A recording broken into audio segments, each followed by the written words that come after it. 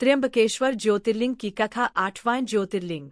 भारत भूमि पर स्थित 12 ज्योतिर्लिंगों में से एक त्र्यंबकेश्वर ज्योतिर्लिंग एक ऐसा स्थान जहां आस्था, तप और गंगा अवतरण तीनों की अनोखी संगम कहानी जुड़ी हुई है। इस कथा की शुरुआत होती है महाराष्ट्र के नासिक जिले से ब्रह्मगिरी पर्वत के निकट बसे त्र्यंबक नामक स्थान से, जहां यह दिव्य ज्योतिर्लिंग स्थित है। वर्षों पहले एक बार त्र्यंबक क्षेत्र में भयंकर सूखा पड़ा। वर्षों तक वर्षा नहीं हुई। भूमि बंजर हो गई। पशु पक्षी, जीव जंतु सभी पलायन कर गए। जनजीवन संकट में आ गया। तब वहां के एक महान ऋषि महर्षि गौतम प्रजा के कष्टों को देख विचलित हो उठे। उन्होंने भगवान वरुण की कठोर तपस्या आरंभ की। 6 माह तक लगातार तप करते रहे, न थके न रुके। भगवान वरुण प्रसन्न हुए और बोले, हे ऋषिवर, एक विशाल गड्ढा खुदवाओ। मैं उसमें जल भर दूंगा। यह भूमि पुनर्हरियाली से भर जाएगी।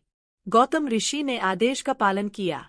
जन से भरा वह कुंड धीरे धीरे जीवन की संजीवनी बन गया। हरियाली लौट आई। पशु पक्षी, जीव जंतु सब लौट आए।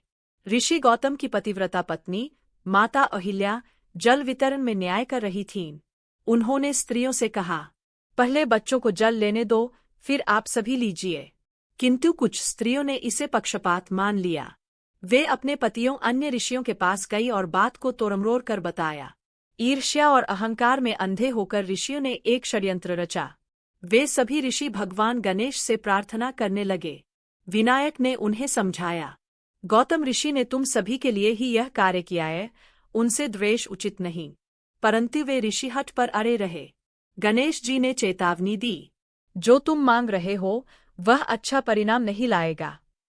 और फिर भगवान गणेश ने एक गाय का रूप धारण किया और महर्षि गौतम के आश्रम पहुँचे। गौतम ऋषि ने गाय को चारा दिया, लेकिन जैसे ही गाय ने चारा खाया वह जमीन पर गिर पड़ी और मर गई। छिपकर देख रहे अन्य ऋषि तुरंत बाहर आए और गौतम ऋषि को दोषी ठहराया। तुमने एक गौहत्या की है। अब इस भूमि पर देवता नहीं रहेंगे। छोड़ दो यह स्थान।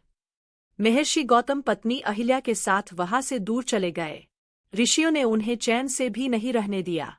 उनके अग्निहोत्र और यज्ञों में बाधा पहुंचाई।